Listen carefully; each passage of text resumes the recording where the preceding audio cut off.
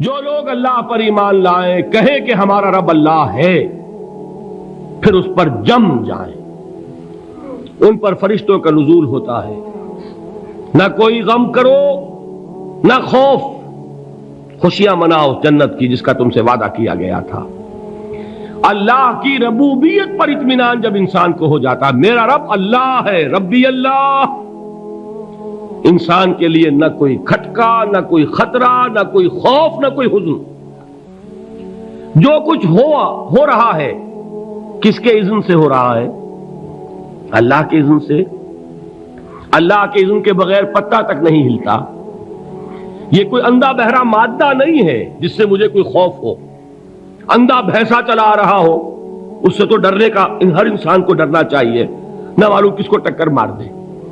لیکن نہیں، اس کائنات کو چلانے والا ایک سمیع و بصیر خدا ہے، وہ جو میرا دوست ہے، میرا ولی ہے۔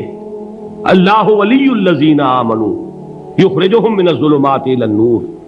اللہ اہل ایمان کا ولی ہے، ساتھی ہے، پشت پناہ ہے، مددگار ہے، حمایتی ہے۔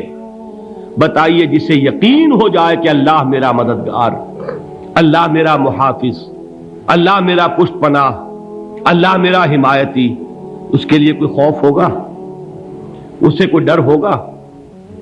میں مثال دیا کرتا ہوں ایک بہت سادہ، پنجاب کے دیہات کی۔ تو بڑا چودھری ہے اور کوئی غریب کسان ہے۔ اس غریب کسان کے جانوروں کو ہر وقت اندیشہ ہوگا چوری کا، کوئی میری بھینس کھول کر نہ لے جائے، کوئی میرا بیل کھول کر نہ لے جائے۔ لیکن جس کے بارے میں یہ سب کو معلوم ہو کہ وہ جو بڑا چودھری ہے وہ اس کا دوست ہے، اس کی بچیا کو کوئی خوف ہوگا؟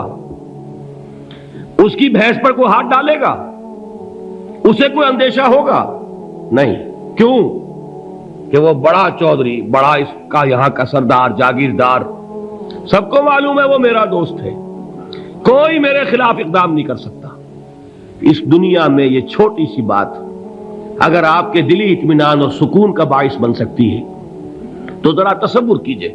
میں لفظ تصور استعمال کروں گا صرف اس لیے کہ اس کا ہم جس کو کہتے ہیں ادراک اور شعور کر نہیں سکتے، اگر کے ساتھ کر سکتے۔ اگر یقین ہو کہ اللہ میرا مددگار اور یقین ہو کہ اللہ ہر آن میرے ساتھ ہے، پھر کوئی خوف؟ کس کا خوف؟ کوئی شے اللہ سے بالاتر ہے؟ کوئی قوت اس سے زیادہ طاقتور ہے؟ کوئی اس کے ارادے کو بدلنے والا ہے؟ کوئی اس کی مشیت کے آڑے آنے والا ہے؟ یہی بات ہے جو حضور نے فرمائی۔ یہ ایمان کا حاصل ہے لب لباب،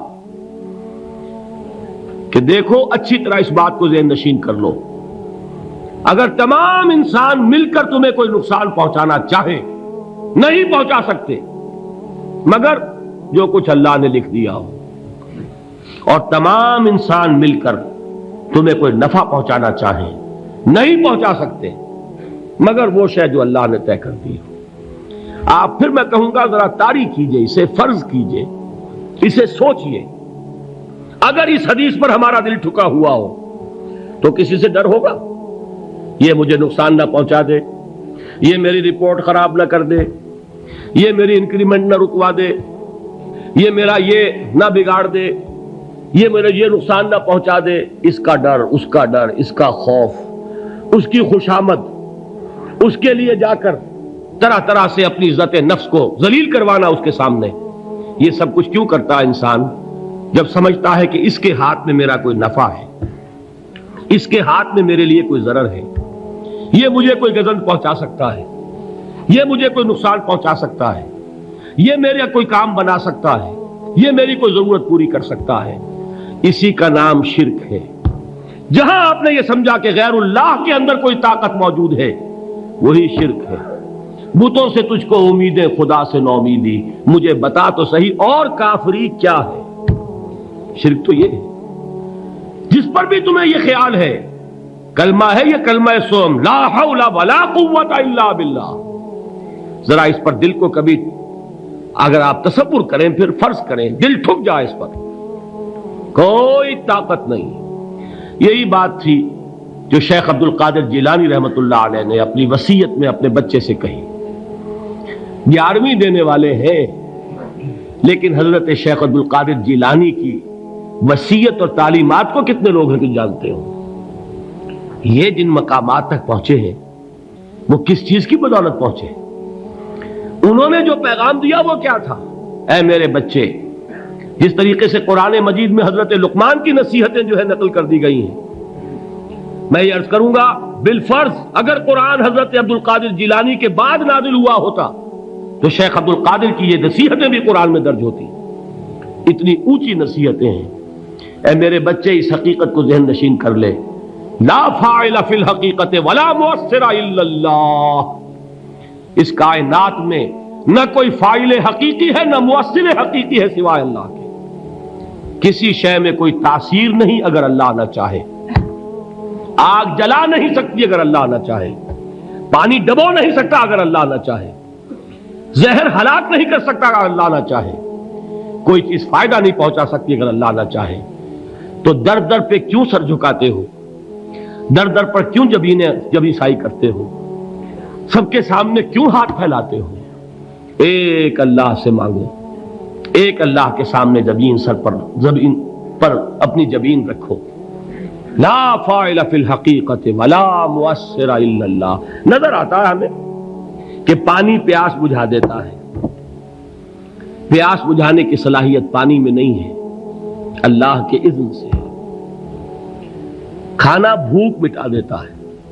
بھوک مٹانے کی صلاحیت کھانے میں نہیں ہے، اذن رب میں ہے. دیکھیے یہی یقین تھا. حضرت موسیٰ علیہ السلام کا واقعہ یاد کیجئے. سامنے سمندر آ گیا ہے. قوم دیکھتی ہے پیچھے کہ گرد و غبار کا طوفان ہے. معلوم ہوا کہ فرعون اپنے لشکر سمیت آ گیا ہے. لشکر جب چلتا تھا تیز رفتاری کے ساتھ تو گرد و غبار کا جو طوفان اٹھتا تھا اس کا تصور کیجیے. اور لمحہ بلمحہ وہ قریب آ رہا ہے. پوری قوم نے کیا کہا؟ اے موسیٰ انا لمدرکون. اے موسیٰ ہم کو پکڑے گئے. قرآن مجید نے تو یہاں وہ باتیں نہیں لکھی ہیں، لیکن تورات میں یہ درج ہے کہ بنی اسرائیل جھگڑنے لگے، دست و گریبان ہو گئے موسیٰ کے ساتھ. موسیٰ ہمیں یہاں مروایا لا کر، اس سے تو ہم ہی بہتر تھے. وہاں کھانے کو ملتا تھا، زندگی تو تھی، بیگار ہم کر رہے تھے، موت تو نہیں تھی. اب جو کچھ ہوگا اس کا تصور کرو، جس طریقے سے ہمارے ٹکڑے اڑائے جائیں گے. تو لڑ رہے ہیں حضرت موسیٰ علیہ السلام سے. یہ تورات کی تفصیل ہے. قرآن میں صرف اتنا آیا ہے، پریشان ہو کر انہوں نے کہا انا لمدرکون. موسیٰ ہم تو پکڑے گئے. اس وقت موسیٰ کا جواب کیا ہے؟ کلا ان معی ربی سیہدین. نہیں، میرے ساتھ میرا رب ہے، وہ راستہ دے گا. بتائیے کہاں راستہ نظر آ رہا ہے؟ یہ ہے ایمان بالغیب. راستہ نظر نہ آئے تب اللہ پر یقین ایمان ہے. جیب میں پیسے ہوں اور تب دل کو اطمینان ہے تو ایمان کس پر ہوا؟ پیسے پر، اللہ پر نہیں. جب وسائل و ذرائع نہ ہو اور پھر یقین ہو کہ اللہ مسبب الاسباب ہے، وہ اسباب کا پابند نہیں ہے، وہ اسباب کا محتاج نہیں ہے، اسباب اس کے محتاج ہیں. اگر یہ یقین ہے تو اللہ پر ایمان ہے. یہ نہیں ہے تو تمہارا ایمان اسباب پر ہے، وسائل پر ہے، ذرائع پر ہے، مادیات پر ہے، اللہ پر نہیں. اس وقت کہاں راستہ تھا؟ کوئی راستہ تھا؟ سمندر ہے اور ادھر سے لشکر آ گیا ہے. کلا ان معی ربی سیہدین. اب دیکھیے ایمان کہہ دینا آسان ہے، ہوا معکم اینما کنتم. جہاں کہیں بھی تم ہوتے ہو اللہ تمہارے ساتھ ہوتا ہے. لیکن اس کا یقین قائم ہو جائے تو زمین و آسمان کا فرق واقع ہو جائے. یہی بات ہوئی حضور کے ساتھ. غار ہے، چھپے ہوئے ہیں محمد الرسول اللہ اور آپ کے وہ یار غار ابو بکر صدیق رضی اللہ تعالی عنہ. اقبال نے حضرت ابو بکر کی شان میں چند اشعار کہے صرف، لیکن واقعہ یہ ہے کہ بھاری بھاری نظموں پر اور قصیدوں پر بھاری ہے. طویل ترین نظمیں اور قصیدے ہوں ان پر بھاری ہے. ہمتیں ابو بکر کی ہمت جو ہے کشت ملت را چو ابر، جیسے بارش سے کھیتی اپجتی ہے، ابو بکر کی ہمت اور عزیمت اس امت کو اسی طرح سینچنے والی ہے۔ ثانیے اسلام و غار و بدر و قبر، وہ دوسرے تھے اسلام میں، دوسرے پہلے کون تھے؟ انا اول المومنین، حضور فرماتے ہیں سب سے پہلا ایمان لانے والا میں، دوسرے ابو بکر۔ ویسے ہمارے ہاں یہ چلتا ہے اختلاف، حضرت علی پہلے ہیں کہ حضرت ابو بکر پہلے ہیں، لیکن اس میں بڑی خوبصورت تطبیق قائم کی ہے علماء نے، اور بہت صحیح ہے۔ چار کے بارے میں فیصلہ ہی مت کرو کہ کون پہلے ہے، ان کی ایک عجیب تقسیم کر دی ہے۔ آزاد مردوں میں، بالغ مردوں میں سب سے پہلے ابو بکر، بچوں میں سب سے پہلے علی، خواتین میں سب سے پہلے خدیجہ، اور غلاموں میں سب سے پہلے زید ابن حارثہ۔ بڑی پیاری تقسیم ہے، یہ چاروں ہی پہلے ہیں، ہر ایک کے لیے اولیت ہے۔ اور واقعہ یہ ہے کہ اگر زمانی اعتبار سے تعین ہوگا تو پہلے خدیجۃ الکبریٰ آئیں گی رضی اللہ تعالی عنہ، کسی اور سے بات کرنے کی نوبت بعد میں آ سکتی ہے، پہلے تو اہلیہ محترمہ سے بات ہوئی، آتے ہی پہلی وحی ہوئی ہے، ابھی تبلیغ کا حکم نہیں تھا۔ کس کو بتایا واقعہ؟ ابھی اپنی نبوت کی تبلیغ کا تو حکم ہی نہیں آیا، واقعہ کس کا ہے؟ وہ خدیجہ کا ہے۔ جب کہا ہے کہ خشیت علی نفسی، مجھے اپنی جان کا اندیشہ ہے، تو کیا جواب دیا خدیجہ نے رضی اللہ تعالی عنہا؟ وہ صدیقۃ الکبریٰ ہے، صدیقات جو ہے خواتین ان میں چوٹی پر خدیجۃ الکبریٰ ہے رضی اللہ تعالی عنہا، اور صدیق جو مرد ہیں ان میں صدیق اکبر ہے ابو بکر صدیق رضی اللہ تعالی عنہ، لیکن صدیقات میں چوٹی پر۔ جب حضور نے فرمایا خشیت علی نفسی، کیا فرمایا؟ کیا عرض کیا؟ کیسے تسلی دی؟ نہیں نہیں، اللہ آپ کو ضائع نہیں کرے گا، آپ غریبوں کے ہمدرد ہیں، آپ مساکین کے تکالیف رفع کرنے والے ہیں، آپ بیواؤں کی سرپرستی کرتے ہیں، آپ مسافروں کی خدمت کرتے ہیں، اللہ آپ کو ضائع نہیں کرے گا۔ یہ یقین ہے اس خاتون کے اندر۔ خیر وہ ایک علیحدہ بات ہو جائے گی۔ میرے دل پر حضرت خدیجہ رضی اللہ تعالی عنہ کی شخصیت کا بڑا گہرا نقش ہے، جو وہ کوئی اور ہی وقت اور موقع ہوا تو بیان ہوگا۔ بہرحال اقبال نے ایک مصرے میں جو چار اولیتیں جمع کر دی ہیں، ہمت او کشت امت را چو ابر، ثانی اسلام و غار و بدر و قبر۔ اسلام میں حضور کے بعد پہلے کون؟ ابو بکر۔ غار میں حضور کے ساتھ کون؟ ابو بکر۔ بدر کی رات اللہ کا رسول سربسجود وہ جھاڑ، وہ گھاس پھوس کی جو جھوپڑی بنائی گئی تھی، اور وہاں تلوار ننگی لے کر پہرا دینے والا کون؟ ابو بکر۔ اور اس حجرہ عائشہ میں محمد کے بعد سب سے پہلے دفن ہونے والا کون؟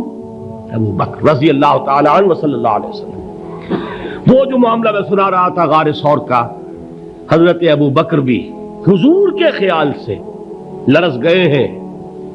آپ کو یاد ہوگا کہ جا کر پہلے تمام جتنے سوراخ تھے انہیں بند کیا ہے، ایک سوراخ رہ گیا تھا جس کو بند کرنے کے لیے کوئی کپڑا نہیں تھا، وہاں اپنی ایڑی رکھی ہے، تب کہا ہے حضور سے تشریف لائیے، اور اپنے زانو پر حضور کو لٹایا ہے، اور وہاں کسی موذی جانور نے کاٹا ہے، حضور کی آنکھ لگ گئی تھی اس وقت، اس بل کے اندر جو بھی بچھو ہے کیا ہے واللہ عالم، اس نے کاٹا ہے۔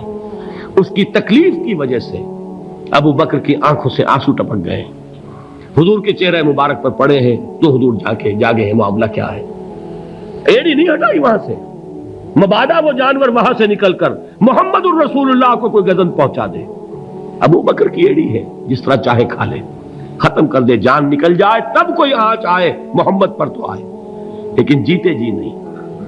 وہ ہے ابو بکر حضور کے خیال سے۔ اس وقت حضور نے پھر اپنا لعاب دہن لگایا ہے، اور اس سے پھر آپ کی تکلیف ختم ہوئی۔ جیسے خیبر میں حضرت علی کی آنکھ دکھ رہی تھی، اس کو جو شفا حاصل ہوئی ہے وہ بھی حضور کے لعاب دہن سے ہوئی۔ تو بہرحال اس وقت انہوں نے کہا ہے کہ اے نبی یا رسول اللہ، اگر اس وقت ان میں سے کسی نے غیر ارادی طور پر بھی اپنے قدموں کی طرف جھانک لیا تو پکڑے جائیں گے۔ کیا جواب تھا اللہ کے رسول کا؟ لا تحزن ان اللہ معنا، اللہ ہمارے ساتھ ہے، کیوں گھبراتے ہو ابو بکر؟ یہ ہے ایمان باللہ، میرا مالک اللہ، میرا رازق اللہ، میرا محافظ اللہ، میرا مددگار اللہ، میرا پشت پناہ اللہ، میرا دوست اللہ۔ یہ دوستی ہے اللہ کی جو لب لباب ہے، حاصل ہے ایمان کا، اسی کا نام ولایت ہے۔ اولیاء اللہ کے سروں پر سینگ نہیں ہوتے، جس کے دل میں ایمان راسخ ہو چکا ہو وہی اللہ کا ولی ہے، جسے اللہ پر یقین ہو چکا ہے وہی اللہ کا ولی ہے، جسے یقین ہے اللہ میرے ساتھ ہے، میرا مددگار، میرا پشت پناہ، میرا ساتھی، میرا دوست، میرا محبوب، میرا محب۔ اللہ اہل ایمان سے محبت کرتا ہے، واللہ یحب الصادقین، ان اللہ یحب الذین یقاتلون فی سبیلہ صفا کانہم بنیان مرصوص۔ اللہ محبت کرنے والا، اہل ایمان محبوب، اور اہل ایمان محبت کرنے والے اللہ محبوب۔ والذین آمنوا اشد حبا للہ۔ آپ تصور کیجئے جسے یہ رشتہ ایمان یا رشتہ ولایت حاصل ہو جائے، الا ان اولیاء اللہ لا خوف علیہم ولا هم یحزنون، آگاہ ہو جاؤ، اللہ کے دوستوں کے لیے نہ کوئی خوف ہے نہ کوئی حزن ہے۔